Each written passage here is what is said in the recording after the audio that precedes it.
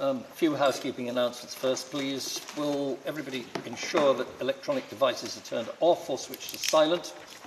I remind honourable members that tea and coffee are not allowed in the committee room. We're due to continue line-by-line consideration of the Terminally Ill Adults End of Life Bill. I'm asked to remind members that interventions should be short and raise points of clarification or questions. They should not be speeches in and of themselves. Members who do wish to give a speech should bob, please, we're not mind readers, and continue to do so throughout the debate in which they take part, unless and until they're called. When members say you, they are referring to the chair. You should not be referred to each other under any circumstances. Debate should be through the chair. Maybe for the convenience of members to know that the committee will be sitting this afternoon and until 8 o'clock this evening. Please bear in mind that if there are divisions on the floor of the House and if the sitting is not suspended, adjourned, then it will be suspended for the division, which means members will have to come back even if the witching hour of 8 o'clock has gone past. And at that point, members will sit again until the adjournment is moved formally. That can only be done when the floor is vacated, not in the middle of a speech. Tomorrow morning, I shall be in the chair. I shall also take the chair at 5 o'clock tomorrow afternoon. There are expected to be divisions in the House tomorrow evening. There are 6 hours of protected business tomorrow evening, so those votes could again come up until and including 8 o'clock, or possibly even later, if there's a statement or two. I've also indicated that I am willing, if necessary, to sit through the night. If the committee chooses to sit very late, then as a courtesy, I expect to be notified in order that the people who really matter, who are the clerks, the doorkeepers and the Hansard writers, have a chance to be informed and organise their lives accordingly. I hope all of that is clear. We now continue debate on Amendment 301 to Clause 8 in the name of Richard Maskell, with which we're also considering Amendments 317, 314 and 315. We were in mid-debate when we adjourned on Wednesday, and please could members who wish to speak bob. Danny Kruger. Very grateful, Mr. Chairman. It's a pleasure to serve under you once again, and looking forward to this week's debating. I just wanted to quickly draw the attention of the committee to further evidence that came in since the debate got underway. Since we started the committee, we've had over 400 pieces of evidence. So I do apologise for not having got to this early, but I think it is relevant. I don't want people who've submitted evidence to us to feel that their submissions have falling into a black hole and not being considered. And I think this is significant. We're talking about the necessity of a proper period of reflection, which is acknowledged in the bill. It's understood that it's inappropriate for people to be able to request and receive an assisted death in very short order. So the debate is about the extent of that reflection period. And I'm supporting amendments which suggest we need slightly longer in some cases.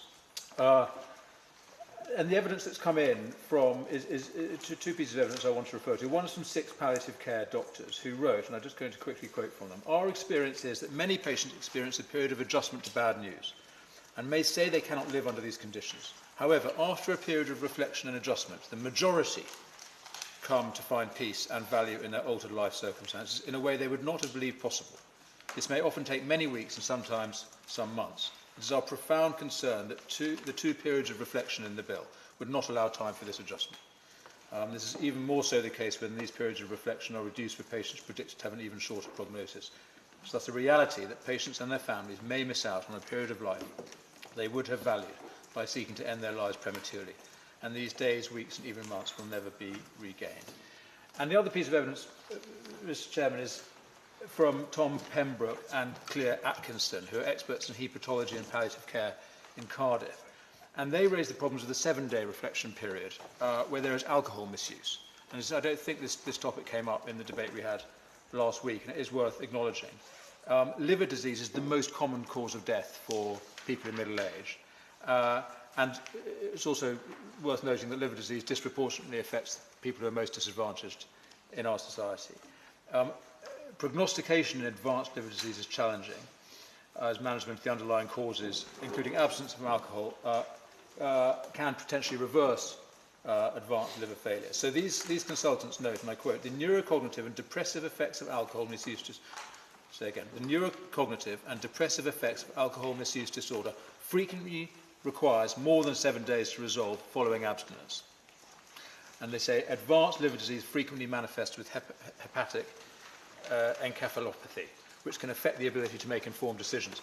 So the concern is that, I quote, the 7-day review period is not sufficient to ensure that there is an enduring wish to die, which is not influenced by alcohol misuse. And considering the prevalence of alcohol misuse in our society, the extent to which so many people tragically die of this, and the difficulties in prognostication, I do suggest to the committee that there is a particular argument to be made for extending that short period at the end, that for the expedited process that is being considered. I beg the committee to consider. Thank you, Mr. Roger. Stephen Kennedy. Thank you very much, sir. It's a pleasure to serve under your chairship again. Chair, this amendment 301 prolongs the first period of reflection, after which point the independent doctor can conduct the second assessment. In the original draft of the bill, the first period of reflection is 7 days. This amendment would extend this period to 14 days. This means 14 days would have to pass between the time the coordinating doctor has made their statement following the first assessment and the independent doctor carrying out the second assessment. 317 increases the duration of the period of reflection before a person may make a second declaration from 14 days to 28 days. This relates to cases where a person's death is not reasonably expected within 1 month of the date of the court's declaration. 314 and 315 increase the duration of the second period of reflection before a person may make a second declaration in cases where a person's death is reasonably expected within 1 month of the date of the court's declaration from 48 hours to 7 days. They also introduce a requirement for a mandatory immediate referral for urgent specialist palliative care. The requirement is introduced into the definition of the second period of reflection. It is unclear what impact it would have on the duration of the period of reflection. The amendments do not say who should be responsible for making the referral or where it is to be recorded. The current drafting is again ambiguous as to what happens if a person does not consent to such a referral or care. I hope these observations are helpful to members of the committee in considering the bill and the amendments put forward by various members. Whether these amendments should form part of the bill is a matter for the committee to decide. Thank you, Chair. Kim Levy. Thank you, Chair. I've nothing to add really in terms of this group of amendments. I'm confident in the bill as is drafted that there are significant periods of reflection already included, bearing in mind that we are putting dying people through a very lengthy process already. I remain confident that the periods of reflection are adequate as they stand. Thank you, Chair.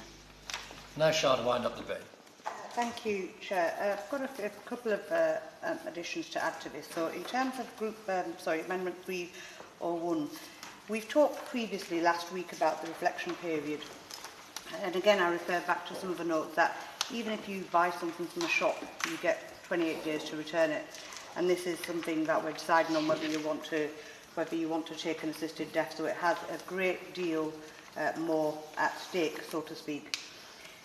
We also talked about last week, when we talked about this, there was an intervention from one of the members who suggested, well, what if somebody had just the 1 month diagnosis? But there is actually an option for fast-track process in one of the clauses which would say, in that case, you'd be able to access this service in 48 hours if somebody did have 1 month.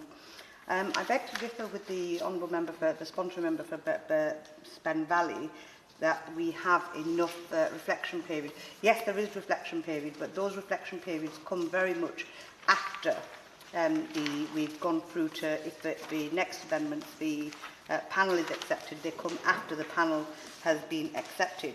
The reality, Chair, is that the NHS is under so much duress and patients waiting weeks to be able to see their GP for anything other than urgent treatment then being able to get an appointment with another GP in 7 days, it's unlikely, something that we're not seeing regularly, and it's not common. And it's right that doctors are able to triage their patients to ensure the patients who require medical intervention to keep them well, to prevent hospital admissions, or indeed to stop them deteriorating or even dying, are also seen as a priority. This government is trying to protect the NHS, and the best way of achieving this is to ensure that medical interventions sought are provided at the earliest opportunity before a patient deteriorates. A medical appointment may need to take priority over an appointment for an assisted death in some cases. For someone who is dying, within the terms of this legislation, being able to have longer in which to reflect, or just a further week, removes such pressure from GPs and consultants, and also enables them to properly prioritise their patients. It doesn't build a false expectation in patients that they have a right to rapidly have a consultation. Likewise, we also know that it can take a few weeks for patients to see another consultant, currently, if not months or over a year. And this amendment is not suggesting that.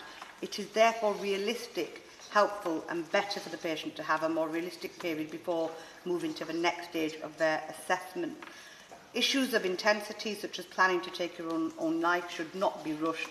We know from all the work that has been undertaken on suicide that other interventions, conversations, reflections can help with reflection and reconsideration. It is important that people are given this opportunity too. In their first raising the matter with the doctor would have provided a lot of alternative information to the patient. For instance, what treatment options would be available. Perhaps they would have had a discussion with palliative medicine consultation to review their options. So there needs to be time for a patient to really reflect on all this new information. And again, the information that we're talking about is, even if we're talking about assisted dying and the patient does want to explore that, there's all the conversations of drugs, etc., the impact of those drugs, which we're going to be coming on in the later clauses, Chair. In relation to Amendment 317, Clause 13, the reflection period of 28 days, not 14 days. And again, I would suggest gently that actually we don't have that reflection period before the actual decision, whether it be the judge or the panel, once we get to those amendments. We only have that reflection period afterwards, and ideally what we want is a reflection period to be before that, to give people the right time to, especially simply because this is such a monumental decision, and for people to be able to contemplate all the other options available. It appears to me that this process is very rushed as it is, and a patient could be caught up in the moment of getting through the stages and concentrating on that. And whilst I appreciate others have suggested previously, well, once we've got past that stage, then there's that time to reflect, because they've got the paperwork, they've got all of those things out of the way. But if during that process we're not able to, the patient hasn't had time to consider those options, the impact of those options, and has made that decision, I'm not convinced that that's enough reflection during the process as opposed to after the process of having gone through it. Chair, in relation to Amendment 314, again a reflection of 48 hours to 7 days. So if we are talking about patients who have been given a month to live, 7 days is quite adequate to then to be able to reflect upon the information that they've received, to make those informed choices. Because if this is about autonomy, which is what the sponsor of the bill has talked about many a time, then that is important to have those choices. To have that autonomy is surely to be able to have what the options are in front of us, and to be able to consider them in detail. I know for me, just to come onto this bill committee, I slept on it, and usually I can make instantaneous decisions, but knowing the amount of work, knowing that I was new to the subject, knowing that the things that I knew then, I mean, not what the things that I know now, but certainly the things that I knew then at the time, it was a big decision for me to work, even in terms of managing workload. We're talking about something which is not a comparable at all.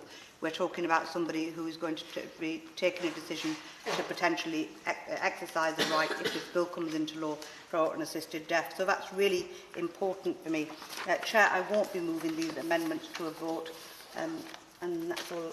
I'm finished there. Thank you very much. Is it your pleasure that the amendment be withdrawn?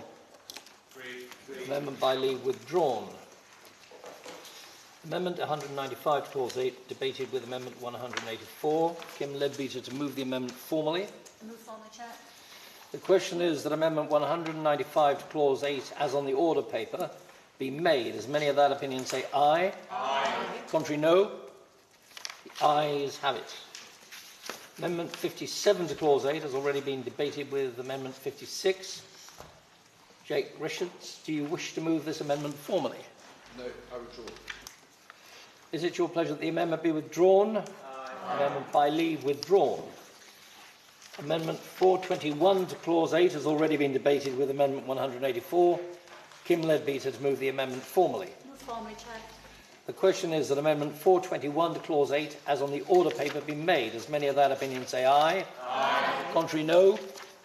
The ayes have it. Amendment 266 has fallen as a result of Amendment 421 being agreed, so the debate on the selection and grouping led by 266 will not occur here. Amendment 302 to Clause 8 has already been debated with Amendment 345. Does anybody wish to move Amendment 302 formally? Not moved. We now come to Amendment 348 to Clause 8 in the name of Anne Dixon, with which it will be convenient to consider Amendments 303, 458, 459 and 460. Does any member of the committee wish to move Amendment 348? Danny Kruger. Thank you, Sir Roger. Right, so this is a set of groupings that I think address a key aspect of the bill, and I rise particularly to speak to now,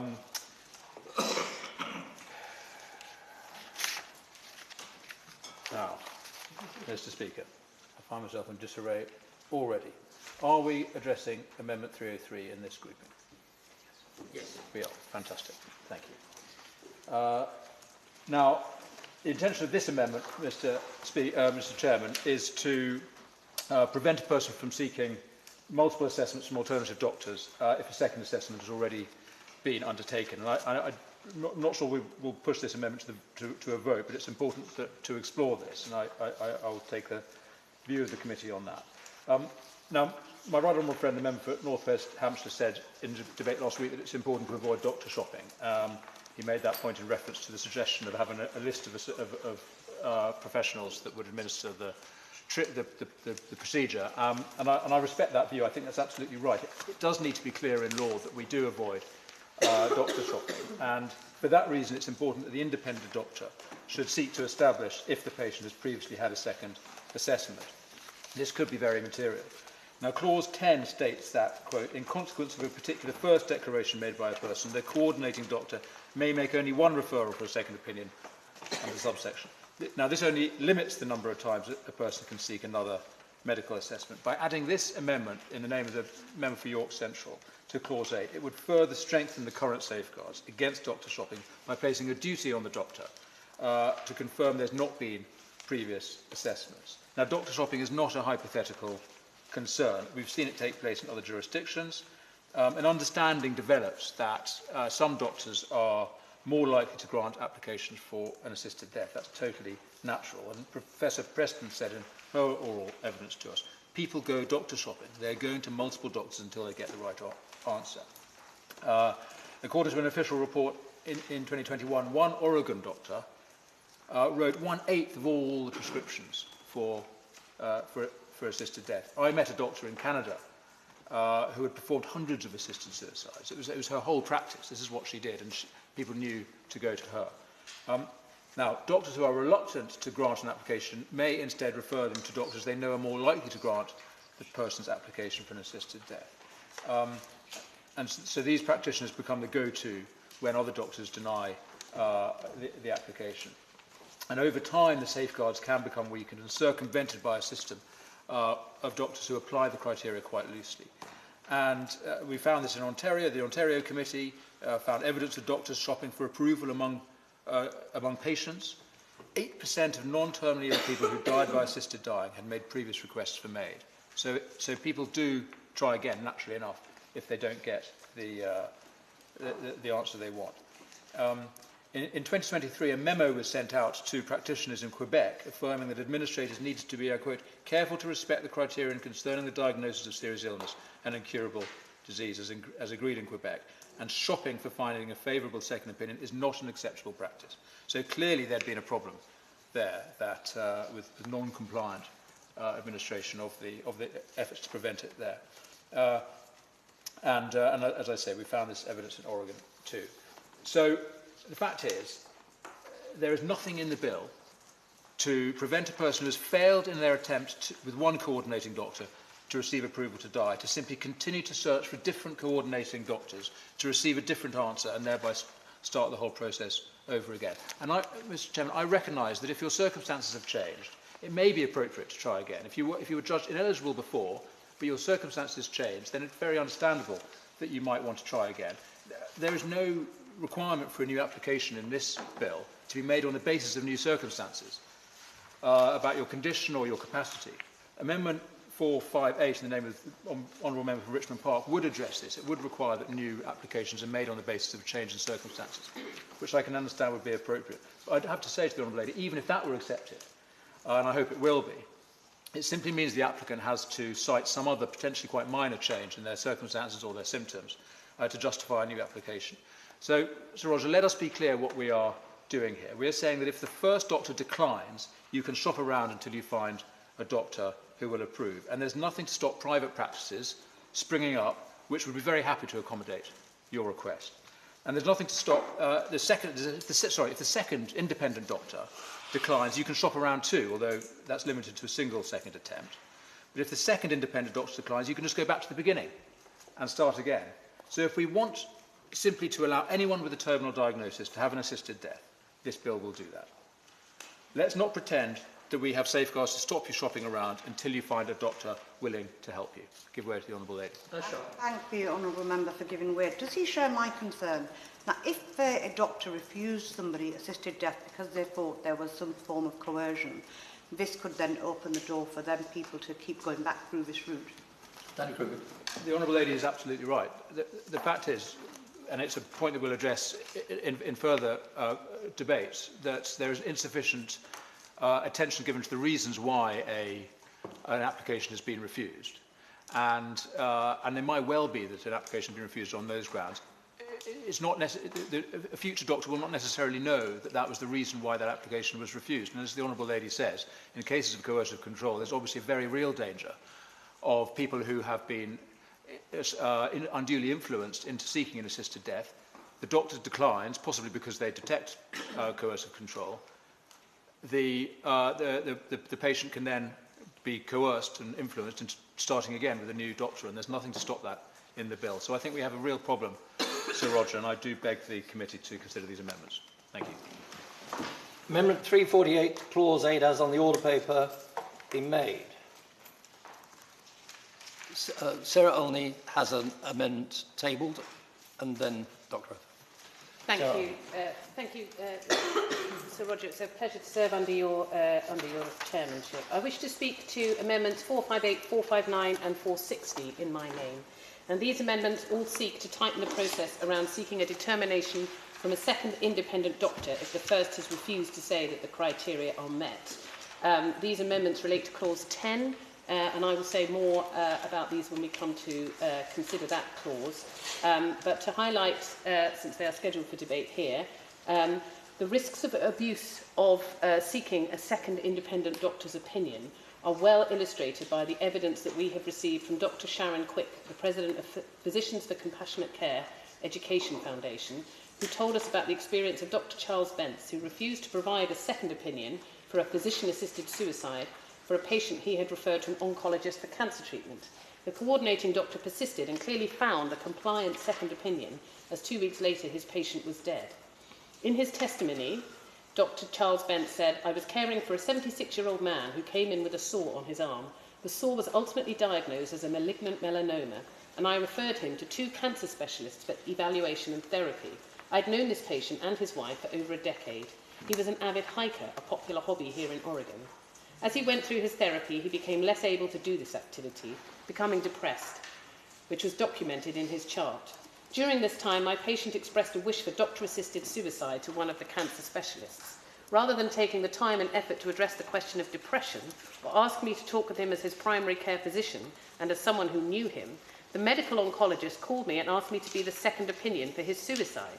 She told me that barbiturate overdoses work very well for patients like this, and that she'd done this many times before. I told her that assisted suicide was not appropriate for this patient and that I did not concur.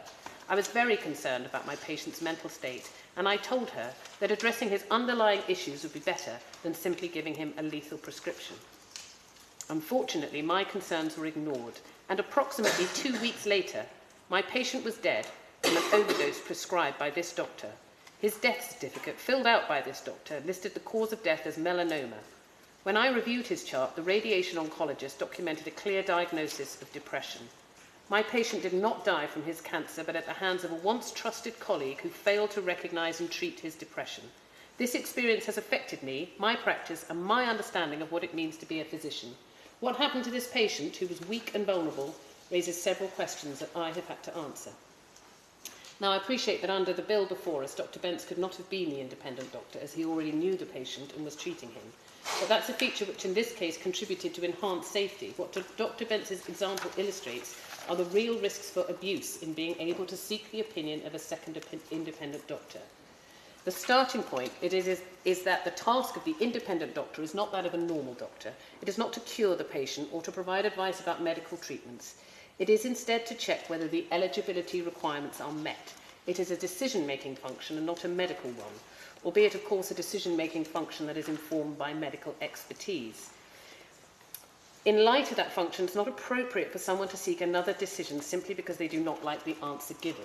What the independent doctor is being asked to do is to apply an objective set of criteria against the evidence in front of them in order to make an assessment. It is not the case, or shouldn't be the case, that a different doctor would come to a different assessment based on that same criteria and that same evidence. We shouldn't expect, if we're doing our job properly in this committee, that a second opinion could be arrived at.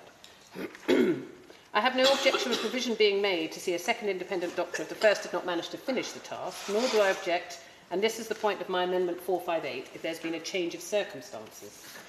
For example, the condition of the patient has deteriorated to such a degree that whilst the first independent doctor thought the 6-month prognosis test was not met, it is now clear that it is met.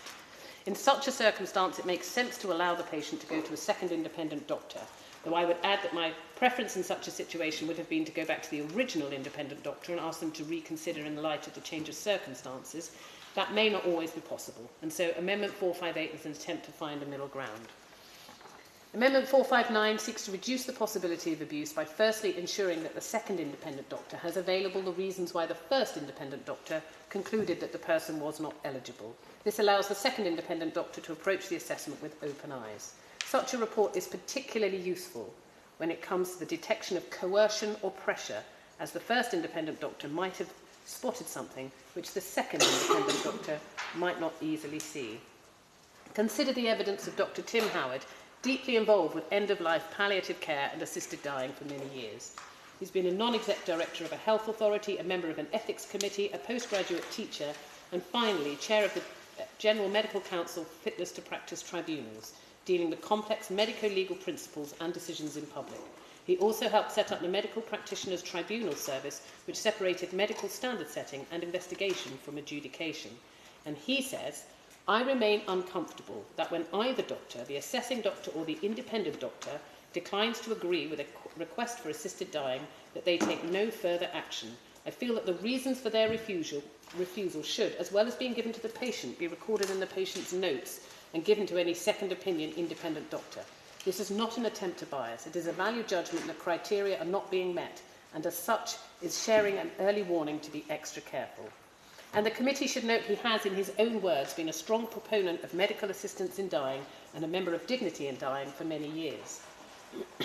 My final amendment in this group... Happy to give way. Thank you, Sir Roger. I'm very grateful to her. It does seem an extraordinary gap in the bill, but I'm afraid to say it doesn't seem unique to this bill.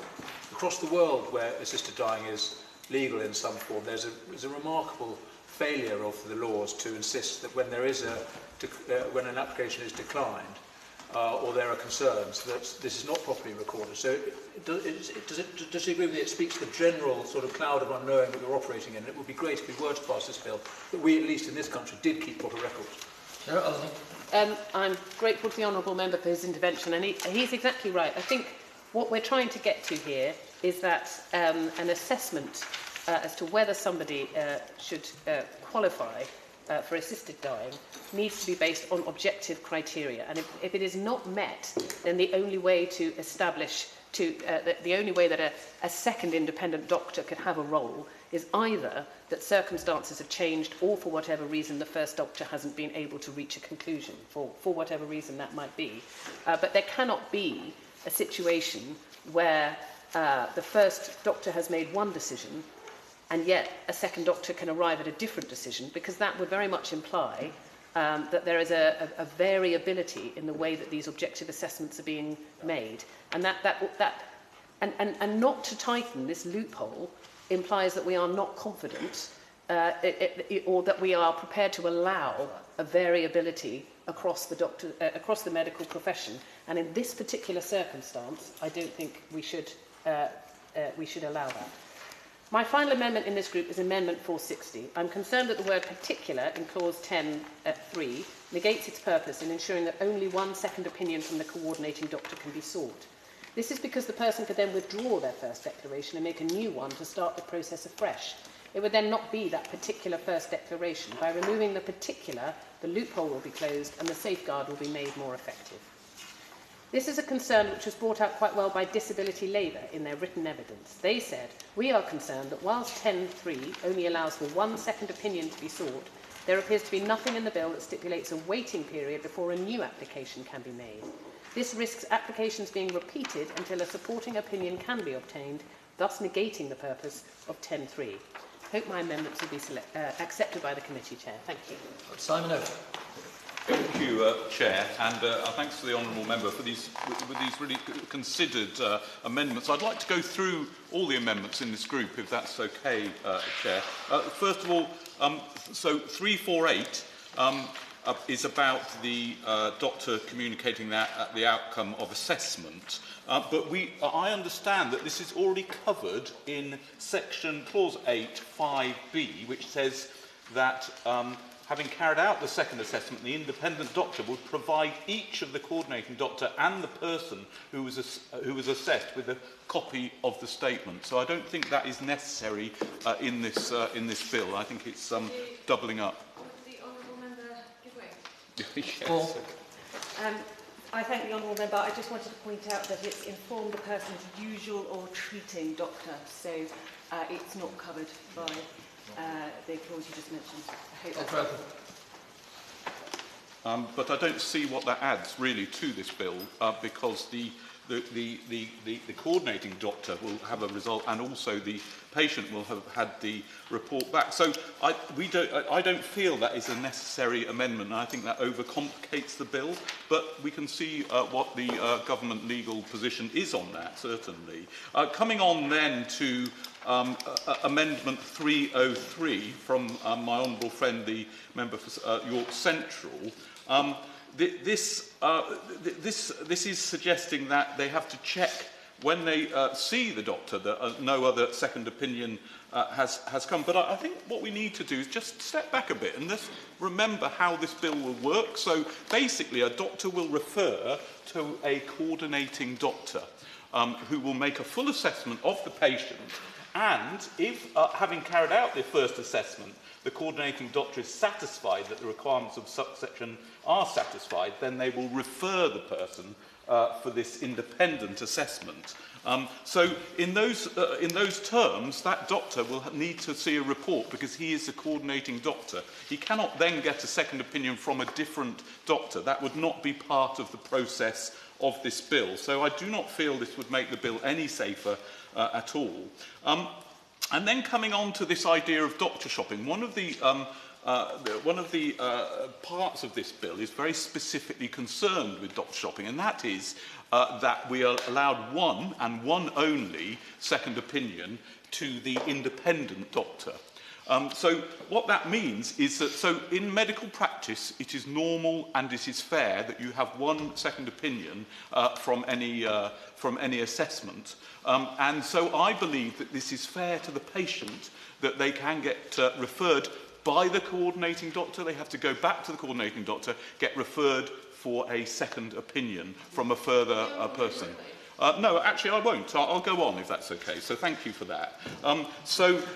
The other thing is there's some things about in Amendment 459, the second opinion doctor must produce a report outlining the reasons for reaching a different opinion. But the whole nature of this is the doctor is independent.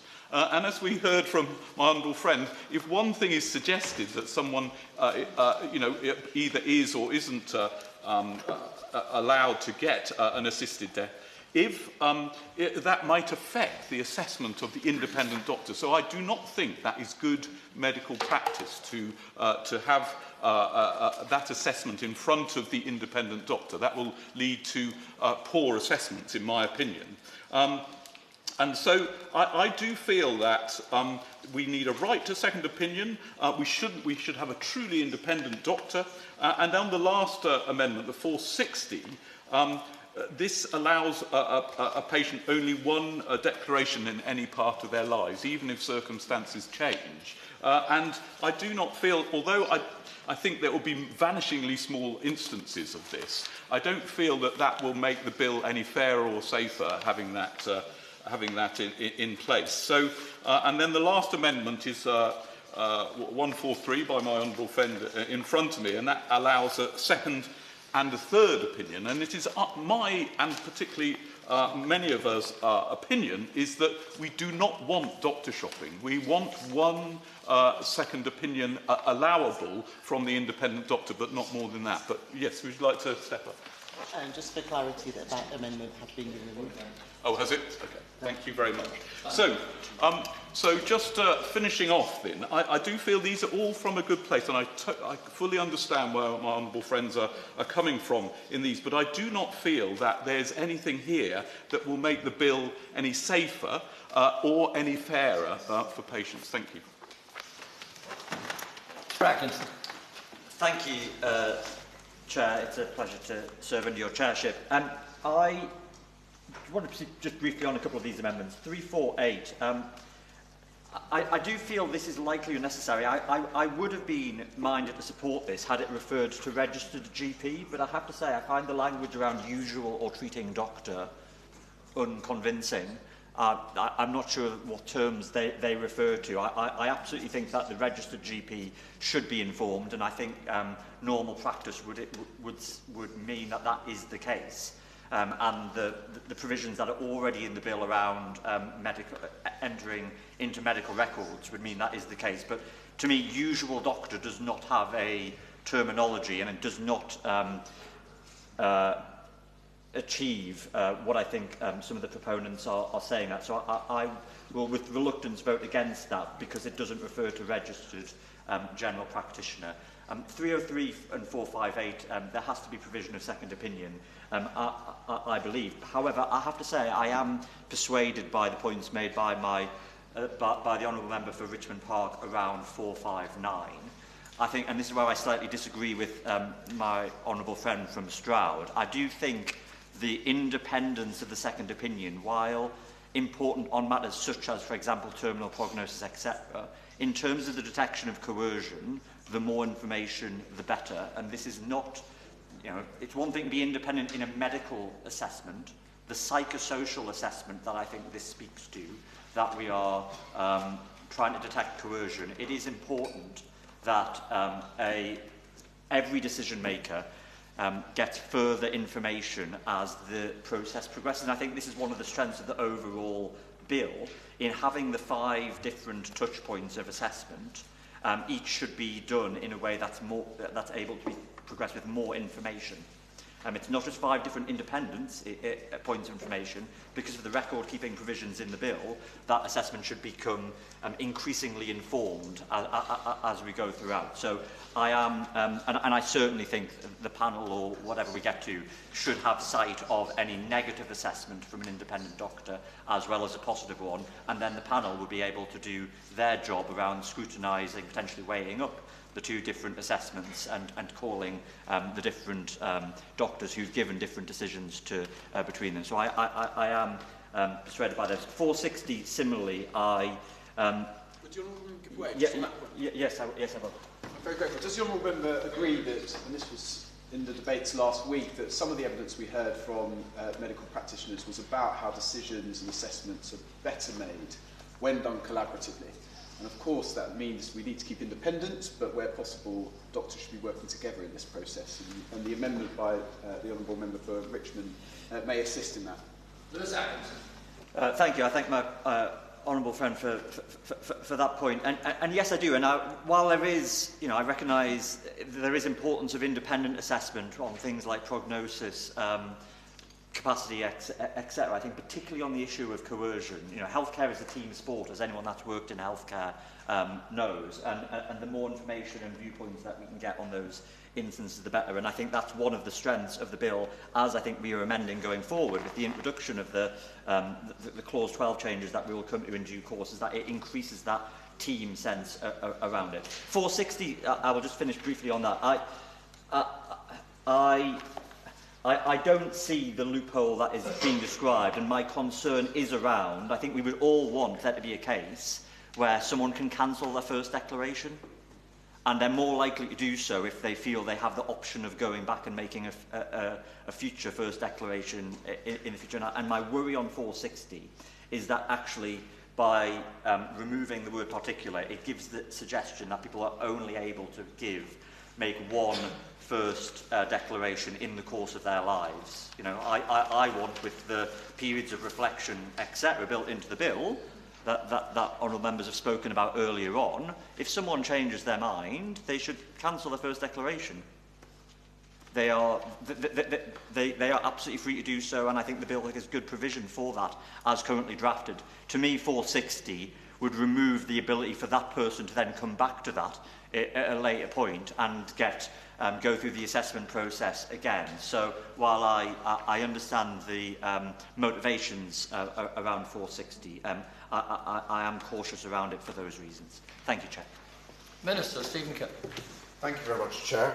Amendment 348 seeks to add an additional requirement to Clause 8, subsection 5. This would mean that where the independent doctor is satisfied that the requirements under 8, subsection 2 have been met, they must inform that person's usual or treating doctor, and where relevant, the doctor who referred the person to the independent doctor, of the outcome of the assessment.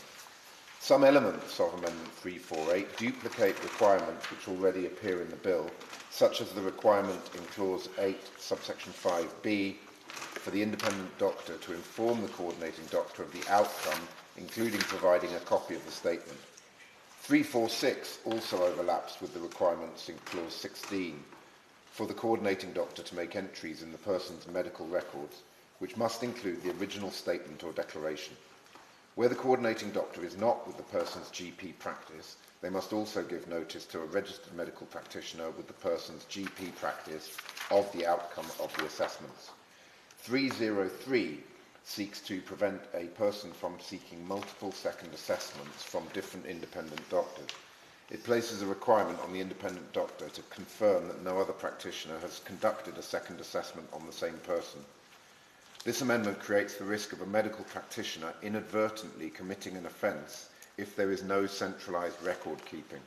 It may also have the impact of preventing the person seeking assistance from obtaining a second opinion, as provided for in Clause 10. It is unclear under the amendment as drafted how this is intended to interact with the possibility of an independent doctor becoming unable or unwilling to continue to act as the independent doctor following the second assessment, when an alternative independent doctor may therefore be required. 458.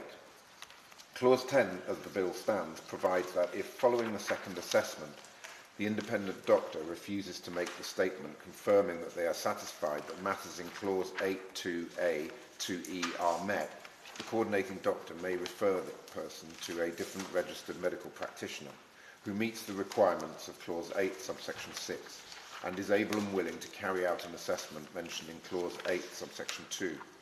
The effect of this amendment is to restrict the circumstances in which the coordinating doctor can make the referral under clause 10 subsection 1 to a different registered medical practitioner to only when there has been a material change of circumstances.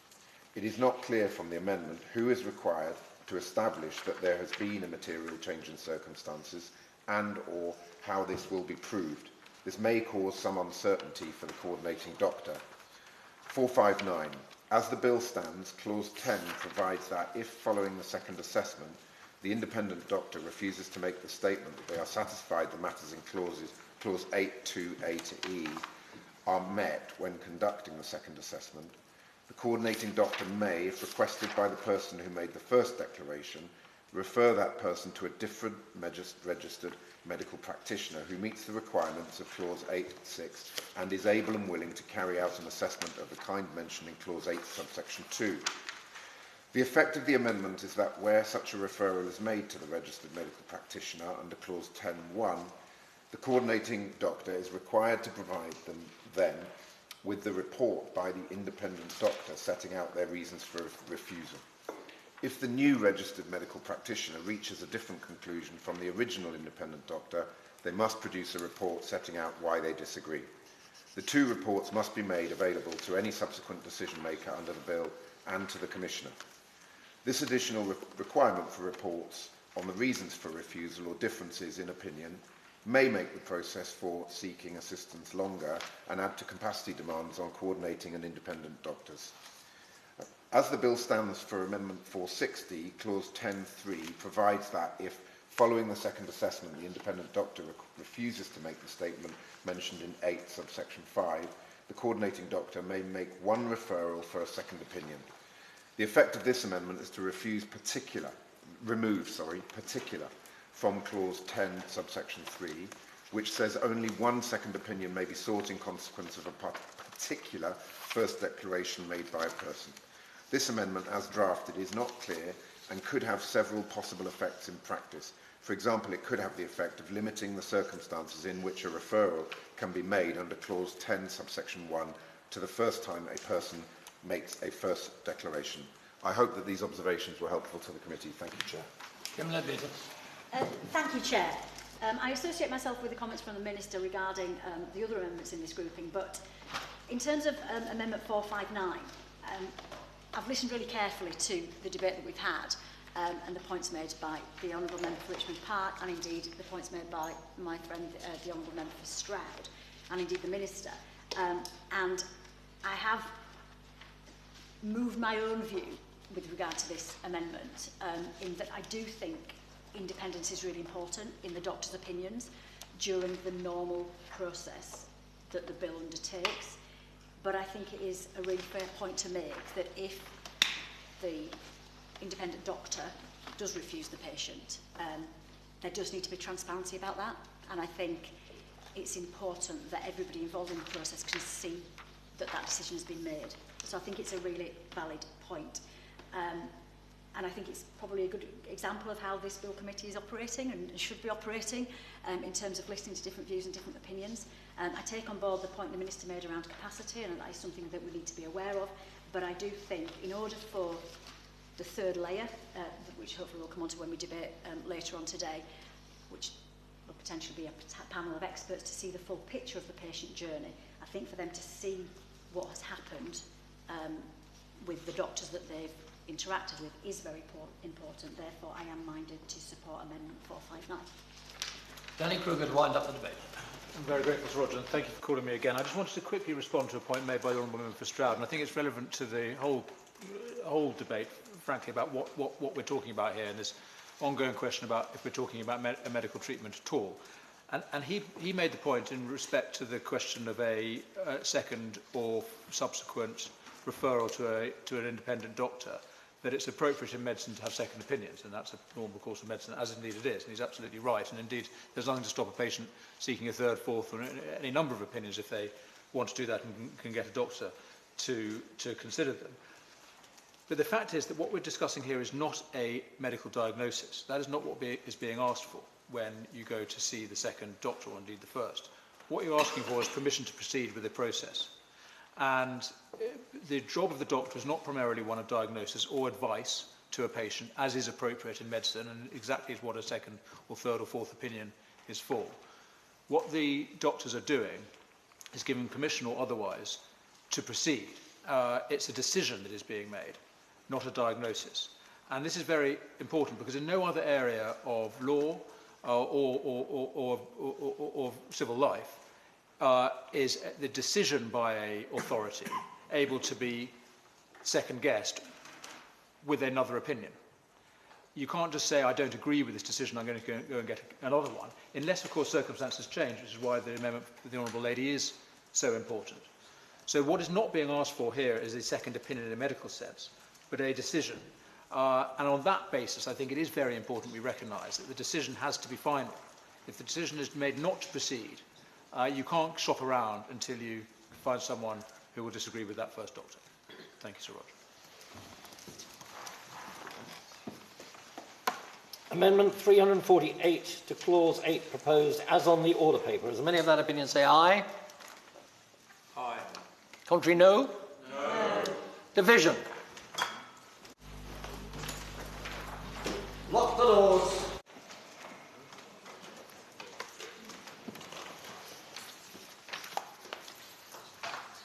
Jack Abbott? No. Lewis Atkinson? No. Juliet Campbell? No. Bambos Charalombos? No. Daniel Francis? No. Tom Gordon? No. Sarah Green? No. Rachel Hopkins? Sorry? No. Surgeon Joseph? No. Stephen Kinnock? No. Danny Kruger? Aye. Kim Leadbeater? No. Kate Malthouse? No. Sarah Olney? No. Dr. Simon Ofer? No. Rebecca Paul? Aye. Jake Richards? No. Sarah Sackman? No. Liz Saville-Roberts? No. Naz Shah? No. Dr. Neil Shastri-Hurst? No. Sean Woodcock? No.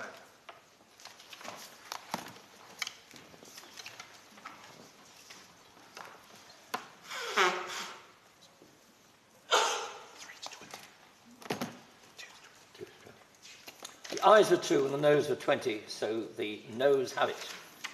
Unlock. Amendment 303 to Clause 8 has already been debated with Amendment 348. Does anybody wish to move Amendment 303 formally? I'd beg to move.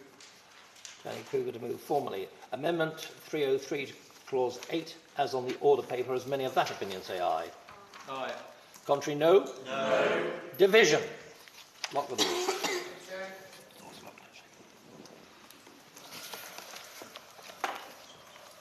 Jack Abbott? No. Lewis Atkinson? No. Juliet Campbell? No. Bambos Charalombos? No. Daniel Francis? No. Tom Gordon? No. Sarah Green? No. Rachel Hopkins? No. Surgeon Joseph? No. Stephen Kinnock? No. Danny Kruger? Aye. Kim Leadbeater? No. Kate Malthouse? No. Sarah Olney? No. Dr. Simon Ofer? Rebecca Paul? Aye. Jake Richards? No. Sarah Sackman? No. Liz Saville-Roberts? No. Naz Shah? No. Dr. Neil Shastri-Hurst? No. Sean Woodcock? No.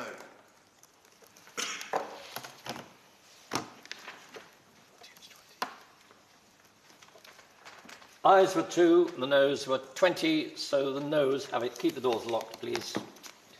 Amendment 1 to Clause 8 has already been debated with Amendment 57. Surgeon Joseph to move the amendment formally. Move formally.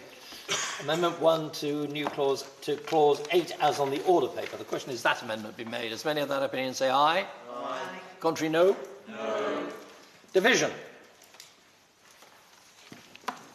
Jack Abbott? No. Lewis Atkinson? No. Juliet Campbell? Aye. Bamba Sharalombo? No. Daniel Francis? Aye. Tom Gordon? No. Sarah Green? No. Rachel Hopkins? No. Sojourn Joseph? Aye. Stephen Kinnock? No. Danny Kruger? Aye. Kim Leadbeater? No. Kit Malthouse? No. Sarah Olney? Aye. Dr. Simon Ofer? No. Rebecca Paul? No. Jake Richards? No. Sarah Sackman? No. Liz Solomon Roberts? No. Naz Shah? Aye. Dr. Neil Shastri-Hurst? No. Sean Woodcock? Aye.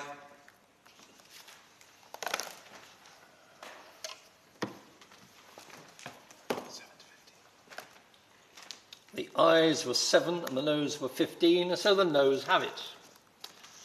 Amendment 197 to Clause 8 has already been debated with Amendment 56. Kim Leadbeater to move the amendment formally. Move formally, Chair. Amendment 197 to Clause 8 as on the order paper. As many of that opinion say aye. Aye. Contrary, no. The ayes have it. Amendment 336 to Clause 8 is already... That's 197 has been agreed, that's forward, so it should be skipped. Oh, I beg your pardon. Amendment 336 has fallen because 198 has been agreed. Amendment 147 to Clause 8 has already been debated. It's also forward. Oh, that's fine. Yeah. Beg your pardon. I'm not reading properly. Amendment 58 to Clause 8 has already been debated with Amendment 56. Does any member wish to move Amendment 58 formally? Not moved.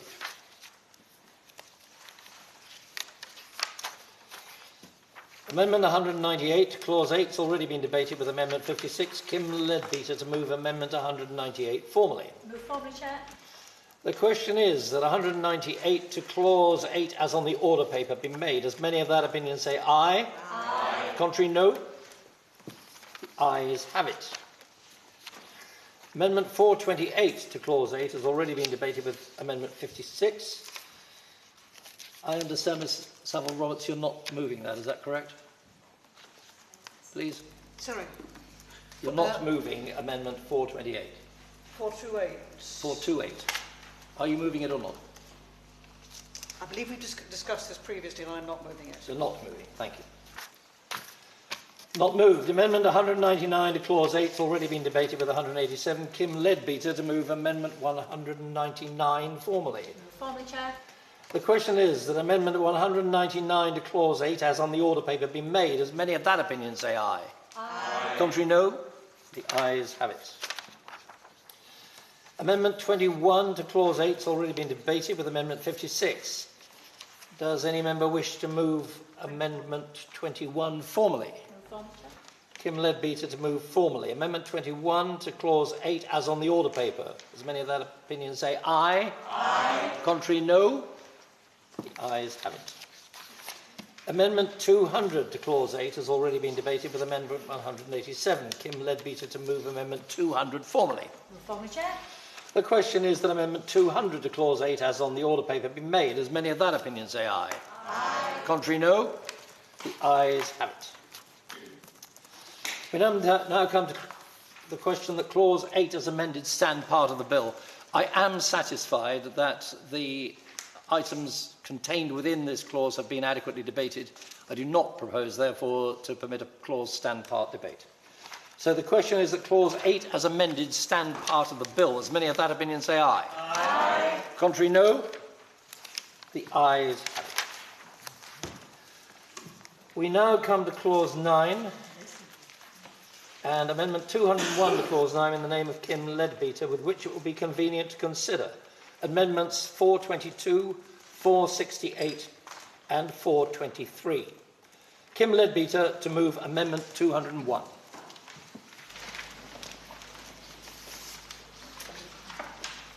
Thank you, Chair. I'll speak first to Amendment 201 and then 42 and 43. Amendment 201 provides that the duty on an assessing doctor provides a duty on an assessing doctor to examine a person's medical records is limited to records appearing to the doctor to be relevant, which makes sense. Amendment 422. This amendment requires an assessing doctor to make such inquiries of professionals who are providing or have recently provided health or social care to the person as the assessing doctor considers appropriate. Amendment 43 requires the assessing doctor to consider whether they should consult health or social care professionals and to consult them if they consider there is a need to do so. A record of any consultation must be shared with the other assessing doctor. Chair, these amendments seek to emphasise the importance of taking a holistic and multidisciplinary approach to the assessments by both doctors. Previously, the bill said that the assessing doctor must make such other inquiries as they consider appropriate when making the first and second assessments. So with these amendments, I've sought to strengthen this language by being much more explicit and making specific reference to consulting health and social care professionals. This has been done particularly in response to the evidence we've received from professionals such as nurses and social workers who often spend a significant amount of time with terminally ill adults. It's clearly right that the assessing doctors should have access to all relevant details of a person's medical records, and if they're sure that the person has been receiving recent health or social care, this may impact on the application, so they've got to consult the providers of that care. And as is the case at all stages in the process, records should be kept of any and all such discussions, and reports should be shared where appropriate. Taken together, this will ensure that the doctor's assessments are thorough and comprehensive and have taken into consideration the views and opinions of any wider health and social care team who may be working with the patient. Thank you, Chair. The question is that Amendment 201 to Clause 9, as on the order paper, be made. Danny Kruger. Thank you, Sir Roger. Very grateful, and I want to speak briefly to each of the amendments in this group. That said, I'll allow my honourable friend to speak to the amendment in her name, but state clearly I very much support it. It's very important, in my view, that the doctor does ask the simple question of the patient, why do you want an assisted death? The question is not being asked at the moment. But to Amendment 201 in the name of the Honourable Lady, I respect the points that she has just made, and the amendment may be intended to focus assessments on the information that is relevant. I respect that. Nevertheless, it does introduce subjectivity into what is deemed relevant, and by narrowing the scope of the review of patient records, this clause could unintentionally allow for incomplete assessments, thereby undermining the safeguards that we all want to see. The risk here is that potentially crucial medical history, including past mental health concerns, poor coercion indicators, or undisclosed diagnoses, might be overlooked. I call the attention of the committee to the evidence from the British Geriatric Society, who have raised concerns that the definition of terminal illness in assisted dying legislation is often vague and risks misclassification, especially for older patients. So limiting the review of medical records could exacerbate this issue, as doctors may not have a full picture of the patient's long-term prognosis and their mental health history. The GMC has called for strong regulatory oversight to ensure that eligibility assessments are thorough. So allowing doctors to determine which records are relevant without standardised criteria for that judgment on the face of the bill, in my view, risks inconsistency and potential misdiagnosis. The criteria should include diagnosis and prognosis, treatment history, consultations, second opinions, mental health history. Should also consider disclosures of domestic violence and abuse, or indeed patterns in medical records which might indicate domestic abuse without explicit disclosure, frequent visits for unexplained pain, chronic pain complaints, mental health concerns like anxiety and depression, inconsistent explanations for injuries, multiple visits to different healthcare providers. All of this should properly be considered by the assessing doctor. And I just draw the attention of the committee to the fact that in the Netherlands, it's a very small number, only 1 to 2% annually, but that's a significant number when you consider the volumes we're talking about. They're considered deemed not careful under the law. So the assessments in that country are deemed not careful. Other countries don't have the ability to look into the data adequately. But that is significant, and it's often due to inadequate consultation or documentation. Also, just draw the attention of the committee to the fact that in our country, I'm afraid to say that often the cause of death that's listed by doctors is too frequently inaccurate. Analysis of post-mortems suggests that 1 in 20 deaths have been wrongly recorded. So we clearly do have mistakes made in in medical records, and therefore it is particularly appropriate that that we give full consideration. Doctors are required to give complete consideration to the full medical history of the patient. Now, my concern is, and the Honourable Lady hinted at it, and I recognise very much we're trying to create a bill that works in practice. Nevertheless, I think we can emphasise streamlining and efficiency at the expense of patient safety, and we're doing that here. If we tell doctors that they're only required to sift through records that appear relevant to them, a quick skim of recent notes, a glance at the obvious items on a medical history, this may sound efficient and streamlined and practical, but it is likely to leave the vulnerable exposed, particularly when social workers and psychiatrists are not involved at this early stage, as they very plainly should be, when there's no multidisciplinary team looking at the patient at this stage. Now, Sir Roger, medical records in England and Wales are not a neat and easy read, which is perhaps why we've had concerns expressed about the requirement that that doctors do address the entirety of a patient's medical history. It's a problem. There's a sprawling, fragmented archive of information. We've been discussing this with doctors to try and understand what they have to do. A patient's story spills across GP files on EMIS or TPP, hospital notes from separate NHS trust, scraps of paper from decades past. The NHS app gives a snapshot, but not the full picture. So for a doctor reviewing an assisted dying request, great care is needed, not only when it comes to diagnosis and prognosis, as we've discussed at length, but to gain a complete picture of the patient. And mental health history is where vulnerability screams the loudest. So I've been discussing this with doctors, raising the concerns with me. A record may say, recent record saying anxiety, sertraline prescribed. Now that appears relevant, but what if a psychiatry file siloed in another trust holds, I quote, severe depression, 2023, suicidal ideation? What if a GP note from 5 years back says, patient tearful, family pressure? These aren't flashing neon signs, but they are there. And these complex, difficult cases that we've been speaking about again and again, they're the ones exposed when a doctor, or missed, when a doctor skips the deep dive, when they're looking just for what they regard as relevant information, providing the necessary legal cover against any criticism after the event. So think about abuse. Coercion doesn't advertise itself. A patient's yes to assisted dying might look voluntary in last month's consultation, so close the case. But a safeguarding log quoting, concerns raised for son's influence 2022, or an A&E visit, bruising unexplained, that might sit untouched in the records. The files that might be dismissed as irrelevant. But we know these things are already missed too often. And this isn't hypothetical.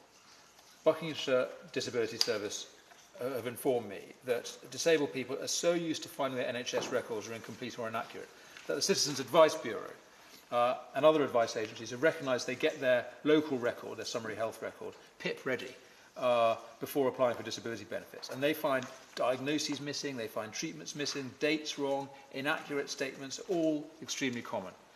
So the wrong leg listed as having been amputated. Allergies or medication intolerance wrongly cited. Major health incidents not listed, including heart attacks. Long-term conditions like diabetes wrongly listed or not included. Mental health conditions particularly like to be missed off health summaries. So this isn't about bureaucracy or drowning doctors in paperwork. Happy to give way. I thank the Honourable Member for giving way. I wonder whether he shares my concern that the current wording around medical records has no duration over a person's lifetime. So, for example, someone in their 70s or 80s at the end of their life, consulting all of their medical records would surely include their medical records when they were a child, or on childhood vaccinations or tonsils removed, etc. And that's clearly impractical. And I wonder if he doesn't agree that the amendment as put down would clarify that element. Very good. Well, what the amendment has, thank you, Sir Roger, what the amendment has put down clarifies is that the doctor does not have to look at any records at all unless he or she considers them relevant. It gives total discretion to the doctor to disregard huge swathes of the patient's history. So, yes, I do expect the doctor to review the entirety of a patient's record. Obviously, a record of a child with a broken leg can be quickly skipped over. But what I don't want to do, as the bill currently does, is allow the doctor to say, oh, I missed this, this evidence of mental health condition or this indication of coercion from 5 or 10 years ago, because I didn't consider that aspect of their records to be relevant. So I'm afraid it is placing a significant obligation on the doctor, but that is, I'm afraid, what we are doing in this bill. We are placing huge obligations on doctors, and we should do it properly. Happy to give way. I'd just like to say, I think as the amendment states, it's about examining medical records for things that are relevant. Now, if we're talking about coercion or capacity, these sort of items will be relevant. I don't know if you've ever seen medical records. Some people have extremely large medical records, and we have summaries for that. But if a part of that summary indicates something that we would be suspicious of, we'd look into it. But as my honourable friend has just said, the complexities of childhood tonsillitis aren't really necessary to be examined in this case, I think. So we have to, and we always do, specify what we look into as doctors. I'm very grateful. As ever, in many exchanges with the honourable gentleman, what I want to do is to see that the good practice which he claims to perform, I'm sure, absolutely accurately, is applied across the system. And he says that doctors will, if they see in the summary some indication of concerns, they will then look more closely into it. Well, I jolly well hope they would. The problem is that the summary might not be complete. So I suppose that the distillation of this amendment is to say, don't rely on the summary. Proceed with proper analysis, take responsibility for making sure that you have reviewed the entirety of the patient's record. So it's a point we have to address throughout this consideration of this bill, is the onus, the workload that we are placing onto busy professionals. Nevertheless, if we consider this matters, and it is a question about knock-on effects of the NHS, we could discuss in due course. But it is appropriate to expect proper time to be taken. So a specialist with 2 hours and a full record in front of them might spot the misdiagnoses, question the prognosis, flag the depression, catch the abuse.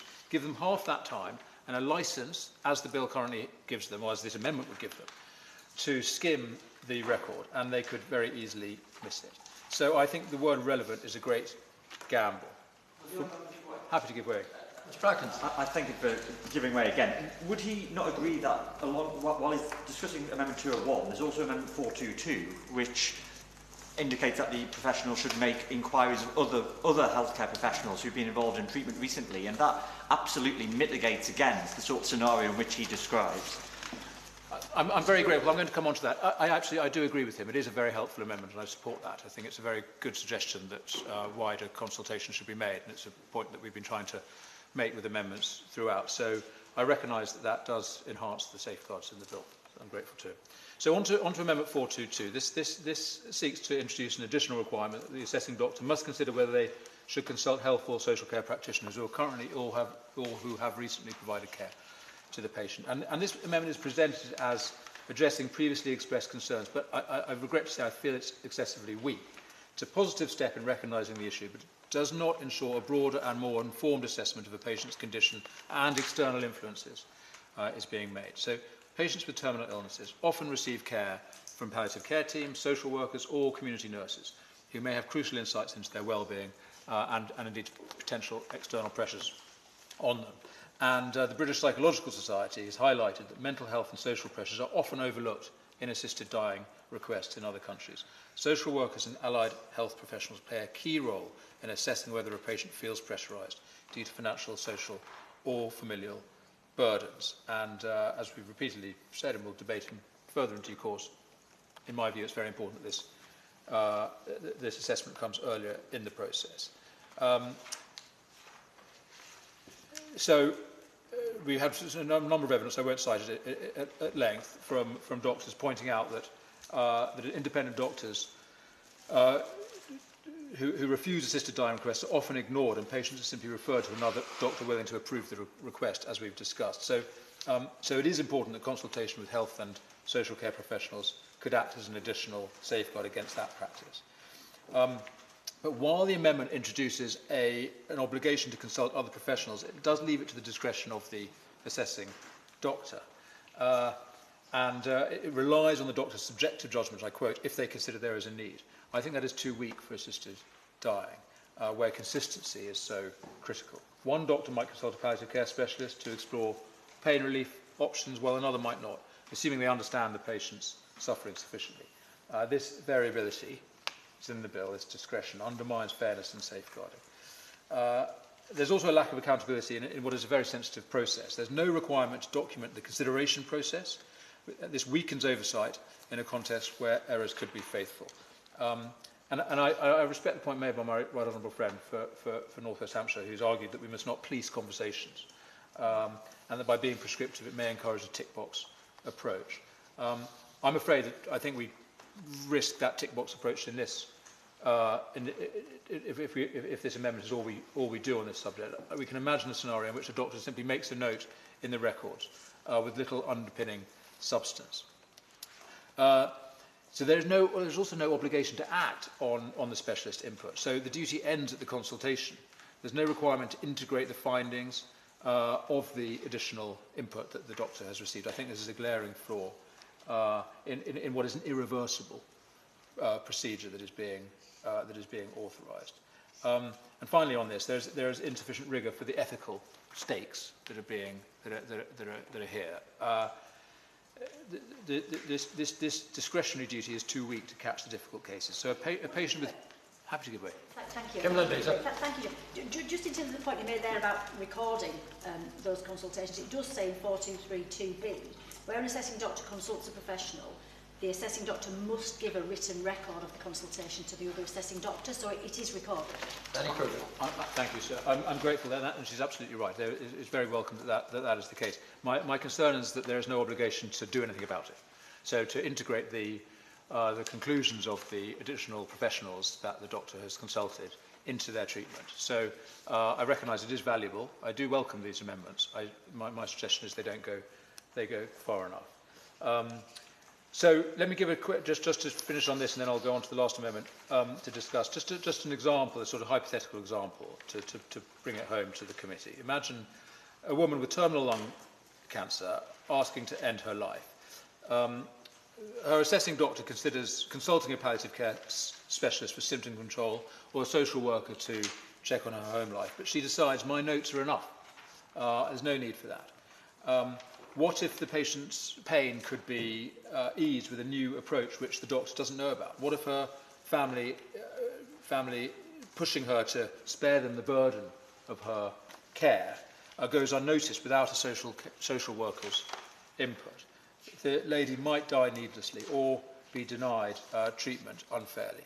So I think this duty, this discretionary duty which the amendment places, essentially collapses because it doesn't force the broader scrutiny which patients deserve. So the amendment sees the problem, but I think its strength is too feeble. It's too discretionary, too vague, and too unenforceable for a choice as profound as assisted dying. So I'll support it. I don't think it goes far enough.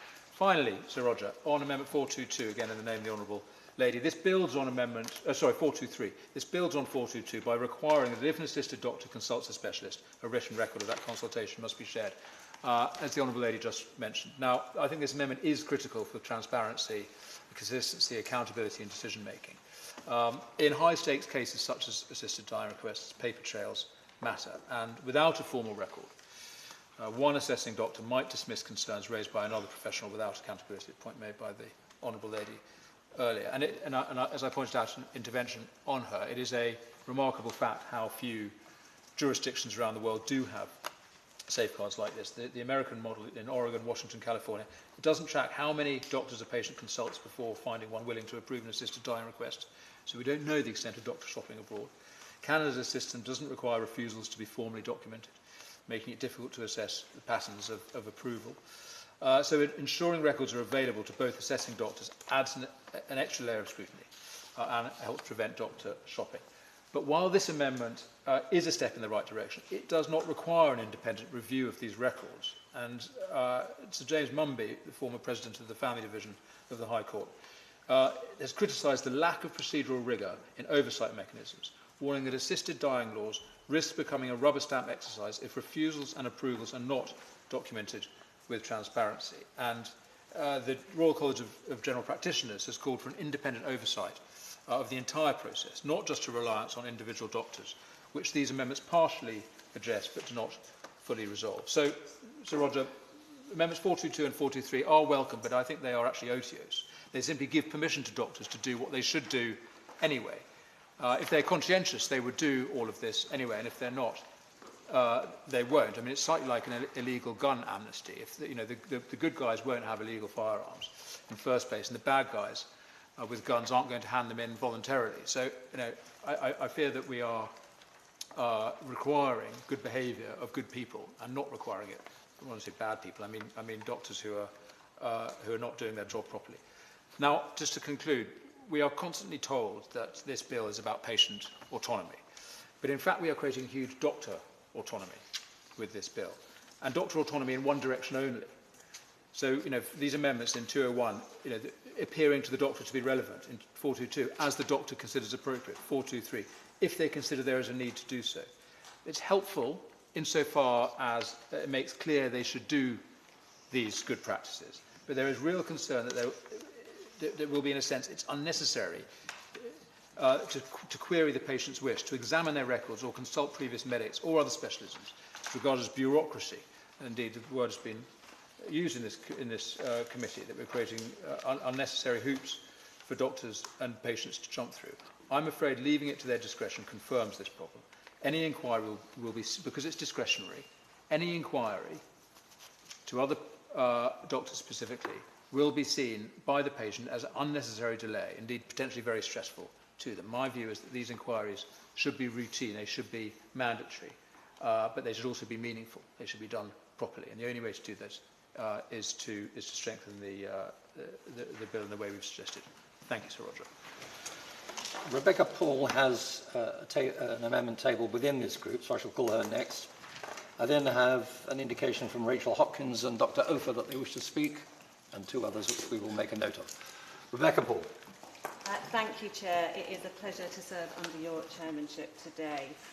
I would like to speak to my amendment 468 to clause 9, which adds in that the assessing doctor must ask the person why they are seeking an assisted death. We have heard a lot in this committee about the importance of the patient-doctor relationship. My honourable friend for Solihull West and Shirley, for instance, has said that they should be trusting in the judgment of clinicians who know their patients well, and that patients may want to speak to their GP because they have had a relationship with them over 30 or 40 years. So it's worth asking how this bill shapes the patient-doctor relationship. The bill asks doctors to do many things to and for patients. It asks doctors to consider whether to raise the subject of assisted suicide. I personally wish we could have passed this amendment so that it had to be the patient who brought it up first, but we are where we are. The bill asks doctors to explain the patient's diagnosis and prognosis, to lay out options for treatment and for palliative care, if there is any available. If there is not, then the doctor can only state that point and move on. But nevertheless, we are asking the doctor to look into this and lay out possibilities. The bill asks doctors to check for capacity incursion, to ascertain whether the patient has a clear, settled and informed wish to end their own life, to witness declarations, and eventually to give the patient a substance and to oversee the patient's taking it. It makes doctors, in other words, absolutely central to this process as the facilitators of the process, the people who accompany the patient and the professionals with the biggest responsibility for ensuring that the safeguards are followed. And yet it never asks doctors to make a simple but vitally important inquiry. Why? That is all my amendment adds. It simply requires the assessing doctors to ask the person why they are seeking an assisted death. And I hope the committee will agree that this is a reasonable and not overly burdensome change. Some honourable members have suggested that certain amendments embroider the bill too much. But in this case, the patient-doctor conversation is already embroidered. The bill makes some very specific demands on the doctor and what that conversation should cover. Surely it's only natural that amid all these conversations, the doctor also takes a moment, perhaps more of a moment, but at the very least a moment, to help the patient talk through their reasons. This is a very vulnerable moment in somebody's life, but the simplest of questions can often unlock the most information. In some cases, that small number that would benefit from this bill, the answer would likely reassure the doctor. But for those others that we worry about, this question provides another important safeguard, another opportunity to check this really is in the best interests of the patient. How would the conversation go?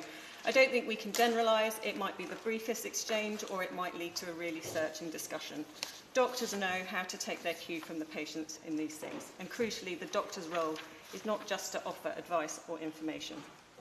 Even if the doctor says nothing, it may make all the difference for the patient to be able to speak aloud their concerns, their confusion, and their hopes, and their fears. No doubt many, if not most, doctors would ask the why question anyway. I absolutely accept that. But given its importance, I would still urge that we put it on the face of the bill. And by doing so, we are affirming that this is more than a bureaucratic exercise. It is about a person and getting to the truth of what they want and need. I don't think we should make the mistake of assuming that every doctor has the time or will take the time to have the in-depth conversations needed to really understand what is driving a patient's request. So it is up to us to make legislation that keeps standards high at all times. There is nothing in the bill currently which guarantees an in-depth discussion, and I'm afraid that not all doctors believe that this is even a likely outcome. For instance, in written evidence, the GP Edward Tulloch says, and I quote, "To conduct the required assessments outlined in 7.2 and 8.2 of the bill within a standard GP appointment lasting 10 to 15 minutes is completely unrealistic. It will require multiple appointments to properly carry out such detailed discussions and complete the associated legal paperwork." And we all here know what pressure the NHS is currently under. Many of us can't even get a GP appointment currently. So how certain are we that adequate time can be allocated to the assisting dying process to ensure the criteria are truly met? But back to my amendment. By putting the why question on the face of the bill, this brings us closer to the possibility that there will be real conversations, serious and honest conversations about a patient's reason for seeking an assisted death. This will be especially helpful for those who have just received a terminal diagnosis. We have received some important written evidence from 6 palliative care doctors who write, and I quote, "Our experience is that many patients experience a period of adjustment to bad news and may say that they cannot live under these conditions. However, after a period of reflection and adjustment, the majority come to find peace and value in their altered life circumstances in a way they would not have believed possible." The consultant psychiatrist Jennifer Bryden, meanwhile, provides an especially interesting perspective as someone who has seen this from both sides. Dr. Bryden writes, and I quote, "Having gone through several long episodes of illness, I now know that feeling, entirely useless and a burden to everyone, is a phase that will pass. For many people, a terminal diagnosis will be their first time through the cycle, and they will believe those thoughts represent reality. In coming to terms with a severe illness, depression is an expected phase, and learning to accept all humans need each other takes time." Dr. Bryden goes on to say that the current cooling off period is not enough time for people to come to terms with such a diagnosis. Clearly, people may need all the help they can get to understand their new situation. Asking the patient for their reasons is only the beginning of that process, but one that may help them come to terms with their situation and validate or not their initial inclination. Finally, asking why can identify those patients who are being coerced or pressured. Nobody should think that this will be easy to spot. According to the charity Safe Lives UK, which counters domestic abuse, it takes the average person experiencing violent abuse 2.3 years to access effective help. For 85% of victims in the year before they finally get help, they will have sought help of some kind from an average of 5 professionals. Often, sad to say, those professionals who miss signs will be healthcare professionals, and that is physical abuse. Psychological abuse will be far harder to spot. We cannot put enough safeguards in to ensure that doctors have all the tools they need, all the opportunities they can to spot those signs. I will, of course, give way. I appreciate the Honourable Member giving way. I know she's coming to the end of her speech. Just a point of clarity, really, on this particular question. Just 2, if I may, Chair. At what point in this conversation is the Honourable Member expecting this particular question to be raised? And do I take it being that, particularly referring to assessing doctor, that this question has to be asked twice at 2 different periods of time by both the coordinating and the independent doctor as well? I thank the honourable member for his very good questions, and I would suggest it should be asked twice. I think that would make a lot of sense to have that conversation, and just to ensure that the patient is given the chance to really explain what is driving their decision. It is the simplest of questions, but it's amazing sometimes what can come out of the simplest question. So, going back to, I was talking about the safeguards around coercion. So this is, in a sense, not a new safeguard. Instead, it confirms and bolsters the other safeguards in the bill, which are themselves there to explore reasons for assisted dying. Asking why will help doctors to better understand what is driving the patient's decision and give them an opportunity to validate that they are truly eligible. The simplest of questions driving the most significant conversation that a doctor and patient can have. I hope members will support my amendment. Thank you. Rachel Harkins. Thank you, Chair. It's a pleasure to serve under your chairship in this session, and I rise to speak in support of my honourable friends' amendments 201, 422 and 423, and against 468, and I will come to that in turn. With regards to Amendment 201, I think it is appropriate to add the point about the records that are relevant. And earlier it was mentioned that it may well be that it's not relevant to look at a childhood tonsillectomy.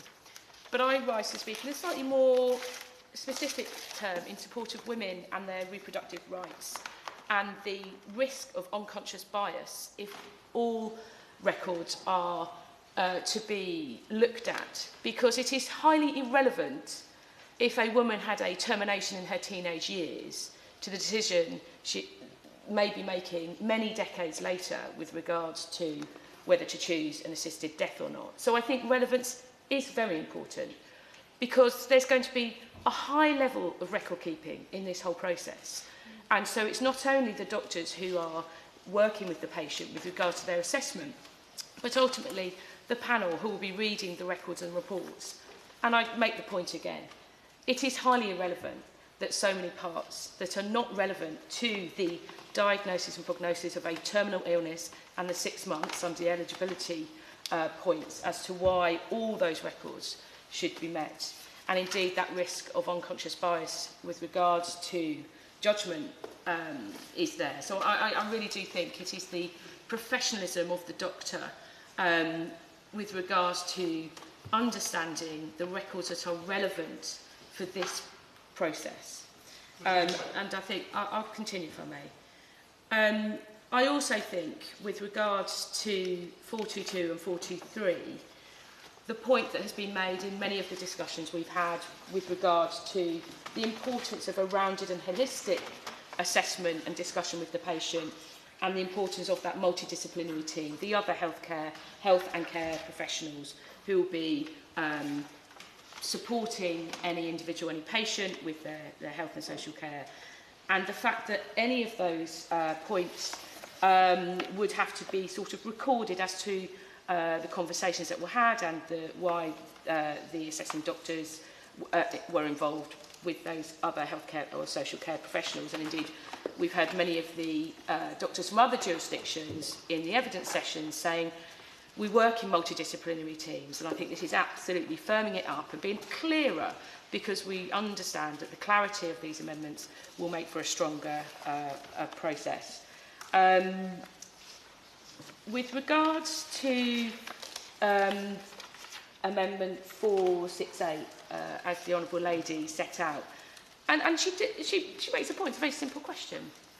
However, I go back to the points around the professionalism of the doctors that will be involved in this process. And they are working within the legal requirements of this bill that the individual has a clear and settled and informed wish. They will have to check the eligibility in terms of the requirements. They're over 18, they have a terminal illness with a 6-month diagnosis. They will use their expertise and professionalism and the multidisciplinary team to make assessments around coercion. They have strong rules around assessing for capacity. And so this conversation, why someone wants to seek an assisted death will just be a requirement to police that conversation that the doctor will have been having with their patient. And I think putting it on the face of primary legislation would just, in the end, lead up to a tick box. Oh gosh, and you've told me a number of times already in the course of the conversation I've been having with you, but I'm sorry, I have to officially ask this question and tick that box. And I just think that would lead to an insensitive, in many aspects, conversation and relationship between the relevant doctors in this process. And again, to a certain degree, I reflect a little bit on, so what? Is it, do I have to tell you why? It's none of your business why I want to pursue this legal course of action down the line. And so I do think sometimes, with the best of intentions, I do appreciate where the Honourable Lady was coming from, it actually is lessening an individual's autonomy and an individual's right to choose, ultimately, if this bill passes, a legal course of action. And so I'm content that the stringent training that will be required for any of the professionals who are the assessing healthcare professionals will actually enable a good, holistic conversation to have happened so that good judgments can be made. So I just think that adding this sentence will detract from that, and so I won't be supporting it. Thank you, Chair. Surgeon Johnson. Thank you, Chair. I rise to talk about this group of amendments. While I support Amendment 422, 468 and 423, and I think this help to strengthen and safeguard this bill. But I have concerns about Amendment 201, which is restricting the access to medical records, which I have a very great concern. Someone who worked in the health sector, in the mental health area for many, many years. And the health professionals work in those environments with the great confidentiality of records. And I have no concern that if the health professionals or the doctors to have access to their health records. I know some of the members talked about why the doctors need to know whether this person had a tonsillitis, and most of the medical records will have the summaries. If you look on the GP summary or the medical records, you will have summaries about whether they have any vaccination to their tonsillitis or infection. I don't think those are necessarily relevant, and I don't think the doctor will be going in detail looking for what medication they had or all that. I don't think that's relevant. But what is relevant is the persons who had mental health disorders, people who are vulnerable. For example, some of the medical professionals may know that people with chronic and treatment-resistant schizophrenia and serious mental illnesses will be on treatments like something called clozapine, which, if that is stopped, people will have an impact on their mental health. So some of these treatments we may have to take while you are undergoing terminal illness will have an interaction, and some of those medications that was treated for many, many years for their mental health may be stopped because of this. So doctors need to know why the person want to choose this route, whether this has an impact on their mental health. Is that why they do go in this route? So I think restricting some of those important medical records of these patients to the doctor who's going to make that decision will have an impact on people who are very vulnerable. Sometimes we talked about this before. We have people may be homeless, people may not have any family members. It's all have an impact on and why they want to make those decision to seek the assisted dying route.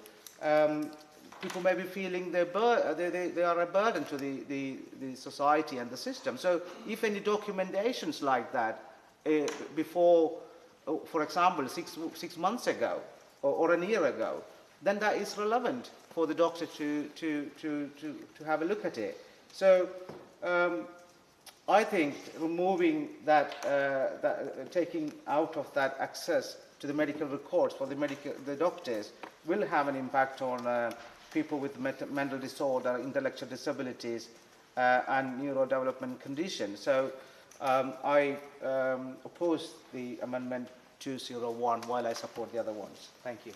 That's Shah. Thank you, Chair. I'm going to try and keep my remarks brief in response to what members have raised. If I can first speak to Amendment 468 by the Honourable Member.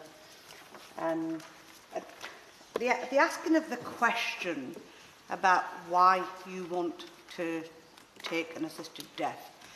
And I appreciate, actually I'll wind back a bit and start again. Chair, originally when I came to this debate, a humanist who was my agent, my election agent, lovely guy Dermot, he came to me and said to me, now this bill is coming through Parliament, will you support it? And he said to me, really clearly, I said, explain it to me. He never once mentioned the word autonomy, never once. What he talked about, if I remember correctly, he talked about suffering, he talked about pain, he talked about horrible deaths, which have been referred to by many honourable members, and we've had lots of examples during this bill committee. And I appreciate the member, my honourable friend from Luton South, raised to say, well, it's none of your business, were the words, and actually this is about autonomy. I think from a perspective of if it was a woman who was being coerced into an assisted death, then the idea that it's none of your business doesn't quite wash with me. It doesn't quite wash with me because, yes, whilst we're doing this, whilst we're talking about autonomy, ultimately, even that autonomy, if it doesn't belong to a person, they don't have that autonomy in their lives, they're a victim of abusive relationship, they're a victim of coercion, they have a vulnerability, then for me, happy to give way. Can I just finish this point? Yes, Can I just finish this point? If they have that kind of vulnerability, then they might not have that choice. They don't have that autonomy. So when we ask a question, and often, Chair, I've experienced this myself, when I'm very passionate about things and I can talk about things, and somebody will just stop me and just say, Naz, what is this actually about? That's all it takes, and it makes you stop. It makes you take a step back, take a breather, and actually think for a deeper minute, just to think, actually, this could be about something else, because we don't stop to think. And so I'll give it my honourable member. Just very briefly, this amendment is obviously, good practice, etc. And I do not in any way deny it, and it's obviously coming from a really good place from my honourable friend opposite. It's just that it's almost like specifying that when someone goes to see a doctor, the doctor has to say, how can I help you? What's wrong with you? It's just it's just unnecessary. That's my only feeling about it. And if someone came in and said, I'd like to request an assisted dying, you wouldn't just say, okay, you would say, how are you feeling about it? It's just not necessary in this bill, because this is normal medical practice to ask what is going on in someone's mind. Thank you. Thank the honourable member for his intervention. And I'll respond to it in this way. There's a medical model and then there's a social model of interventions. I walk into a GP, anybody walks into a GP, and I've got a really, really bad headache. I'm prescribed paracetamol. Headache's getting worse, I'm prescribed something a bit stronger, maybe codeine or something else. But actually, if a doctor cared, because doctors are really, really busy, we know that. We've had to add another 40,000 appointments just for people to get through systems. We know that it's hard to get a GP appointment. And in that GP appointment, because this person is usually quite, healthy, turns up at the doctor might not actually ask the question, but if the doctor took the minute to say, and if that's happened, actually, what's happened, if I say, well, actually, the reason I've got a headache is because I'm banging my head against the wall, because I've got this much stress, that's a whole different conversation. That does not take away, just having that conversation with that patient, probing a little bit more, for me, from a holistic point of view, is a very important thing to do. Now give way to the member. That honourable friend for giving way. I just wanted to check with my honourable friend that she wasn't implying that I hadn't thought deeply more than a minute in the course of making my comments earlier. That's sharp. No, the honourable member, if I can just respond, there wasn't an implication whether you thought deeply about it at all. What the honourable member, if I put it correctly, said was, I was talking about it is, perhaps the patient will say it is none of your business when referring to her mark, or perhaps it is just about autonomy. That's the reference I made to the honourable member's remarks. But coming back to those are the references I made. Yes, happy to give way. And I'm grateful for her for reiterating those points. Does she accept that it is in the patient's right to say none of your business in the course of a conversation? I absolutely accept it is in the patient's right to say absolutely none of your business.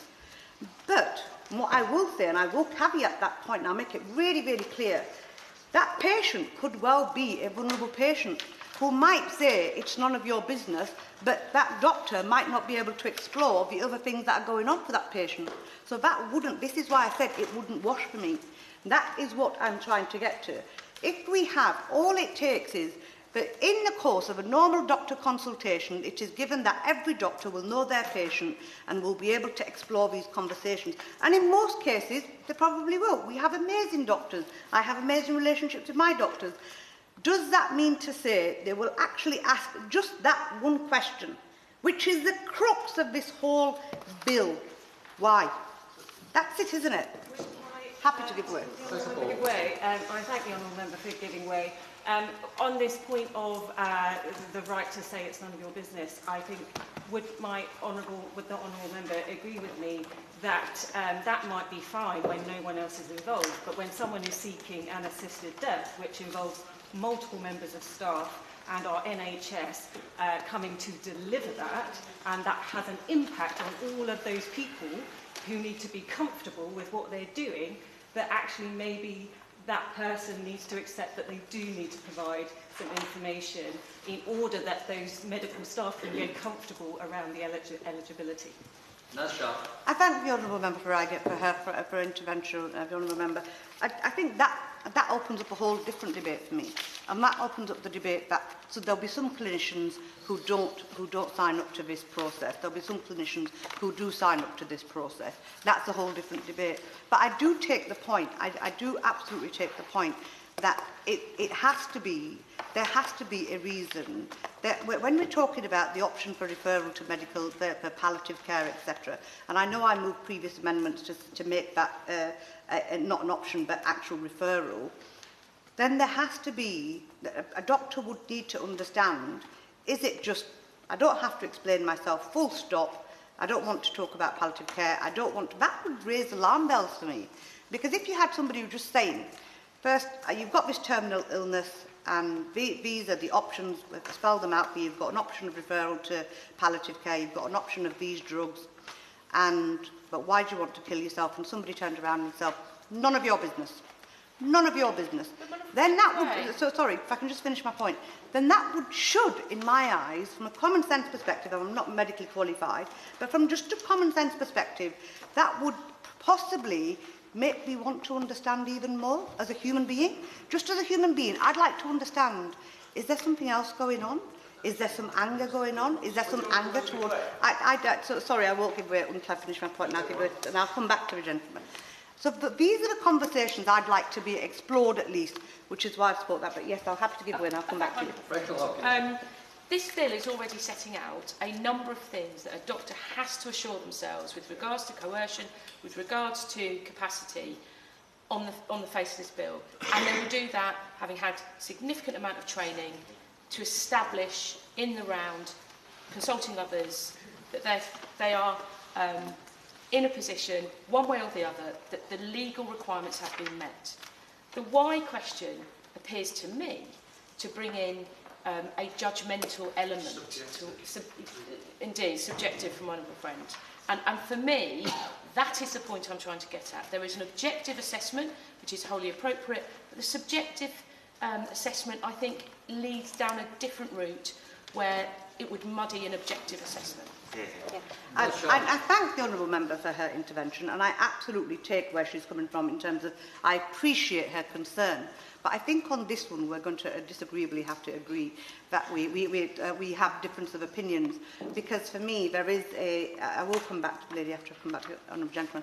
There is something about is it subjectivity, because there might be something else going on for that patient. There might be somebody who is I hate to put myself in this position, but just to imagine you've just got a diagnosis of death, you're going to die within 6 months. There could be a whole load of anger going on. Anger that this has happened to me, so I don't want this. I don't want to talk about it. It's none of your business. I'm angry. This is what I want. And at that point, does the doctor stop? Because in most cases, she's absolutely right. That might be the case. But actually, in some cases, it might not be. It might be that I want to shut this conversation down because I'm angry or because I've got other things going on in my head. I don't want to explain it. And that allows, even from a compassionate point of view, for the doctor to maybe have another conversation. I'll give way to the Honourable Gentleman. I'm very grateful. Does the Honourable Member agree that she's actually making the case against this amendment very powerfully? Because there is a multitude of conversations, different circumstances that will need to be taken into account, rather than having a mandated question in primary legislation, which is wholly inappropriate.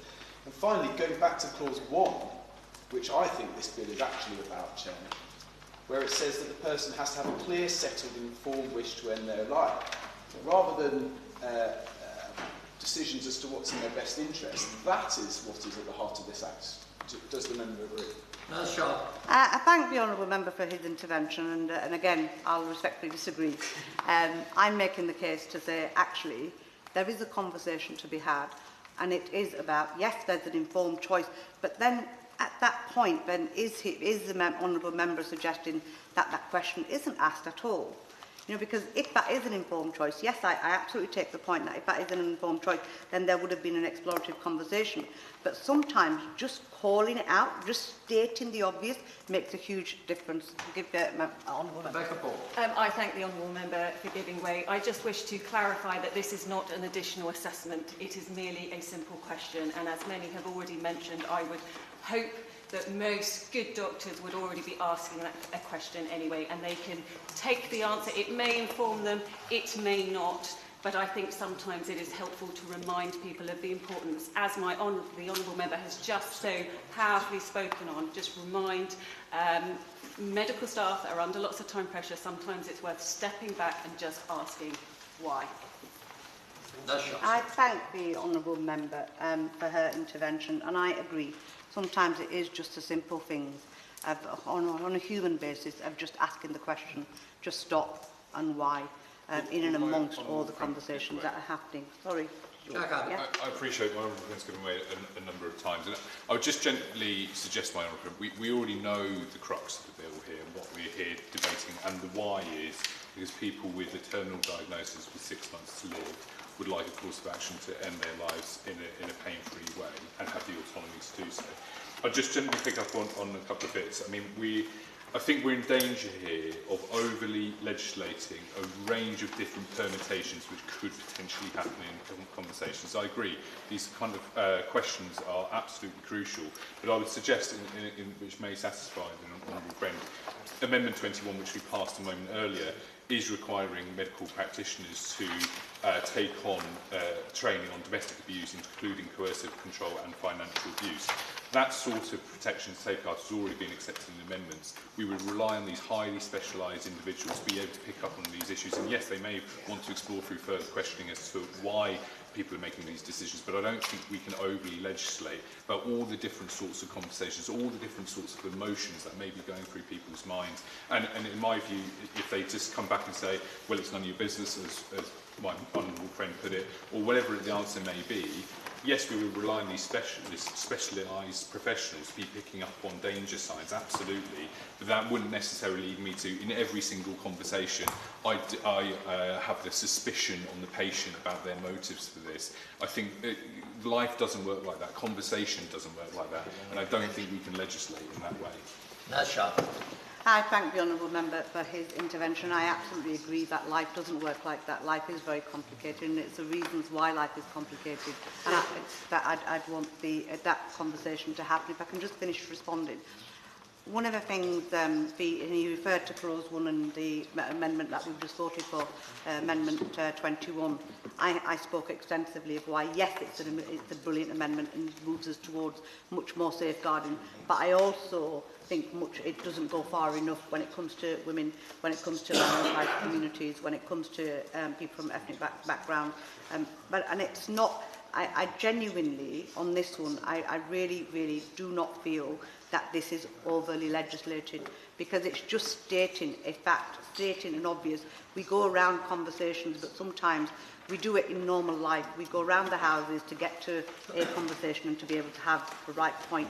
And that's what I really, really want to get to. I will give way to him and I'll come back. Briefly, and I'm grateful. But just to follow the conversation that you got, or the kind of example you had earlier, and let's say we had a very a glib, it's none of your business, and my old friend would have it say that actually then you've got to keep probing. At what point does that end? If someone just genuinely doesn't want to have that conversation, I want to end my life because I've got a terminal diagnosis and I live in fear of the pain that could await me, I don't really want to go in much detail. So where does that end? Where does that conversation continue to? I thank the Honourable Member. I think he actually just made the case for me when he said, if that person says it's none of your business, but I've got this much pain, automatically at that point, just in that sentence, as we naturally do as human beings. But this is a pure example. Yes, but even that's an example. So, Chair, that an example is actually a good example which strengthens my position, my intervention. Sorry, happy to intervene. I'm very grateful, and I completely agree with her point there. The conversation goes on in the way the doctor would want it to, but they've at least asked the question. Isn't it very simple? The bill already requires the doctors to look for signs of external coercion. As we've acknowledged, there is no way to determine internal coercion, the influence that you make upon yourself. There is no way in the bill at the moment to identify whether somebody feels they want an assisted death because they feel they are a burden to others. This question is the only opportunity we really genuinely have to tease out that question. Should you agree? I thank the Honourable Member for that intervention, and I think he speaks to. It's a very important point. Would you like to make it speak? Okay. I think that's a very, very important point, because there is where are the opportunities when when doctors will be assessing, they will be, and there is the other issue which speaks to me, which is the issue of internalised bias. Because we will have professionals who have taken and subconscious bias or affirmed bias, if you like. These will be clinicians who have chosen and who agree that they will take part in a process, because fundamentally many clinicians won't. Majority of the clinicians won't take part in this process because of their fundamental beliefs, and it does change the relationship of doctor and patient from a societal perspective. So for me, for me to be stopped, I know the amount of times I've been stopped and just asked a different question just whilst I'm in the process of things. And I think at times that reflection, even as somebody without that kind of pressure of knowing that you've only got 6 months to live and a terminal diagnosis, would feel, if I benefit from it, I'm sure that others would benefit from it, particularly because the decision is such a momentous one. So for that reason, I will certainly be supporting Amendment 201. And Chair, if I may, Chair 468. In terms of 201, I thank the Honourable Member for her tabling her Amendment 201. And I've genuinely got mixed views on this, because I really appreciate what my honourable friend from Luton South talked about the medical records, especially when it comes to women and their past. But I also appreciate the member from Ashford talking about his experience from a mental health perspective. And I think there is, and I'm still thinking about it, and I'm not sure which way I'm going to support, whether I'm going to support this amendment, but I do think there's some further thought to be given to this. So A, there's the mental health issue, A, there's the women's rights issue, but also there's B, which is if there is trauma. So for example, if somebody's had trauma at a childhood age, but that trauma has come out much more recently, even though it doesn't necessarily affect the decision to hand, which is whether you want to choose an assisted death, is there some kind of historic PTSD that then would need to be explored? And I genuinely don't have the answer, but I'm looking forward to hearing the sponsoring member's comments on that, and I'd really value whether she's thought about that and her understanding on that. Thank you. Minister. Thank you very much.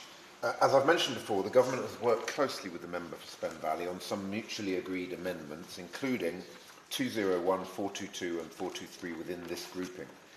Amendments which the Government has supported aim to ensure the legal robustness and operability of the legislation should it pass, and I'll offer a technical explanation for these amendments.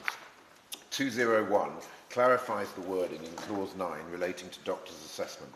It provides that the duty on an assessing doctor to examine a person's medical records only applies to records that appear relevant to the doctor. The effect of this amendment is to make clear, as part of the assessment process, that the assessing doctor is only required to review medical records that are considered by the doctor to be relevant to the person's request to seek an assisted death. 422 adds an additional requirement on assessing doctor to make inquiries of professionals who are providing or who have recently provided health or social care to the person, and make such other inquiries as the assessing doctor considers appropriate. This applies to the... Order. At 11:25, the sitting stands adjourned until 2 o'clock this afternoon. Order. Order.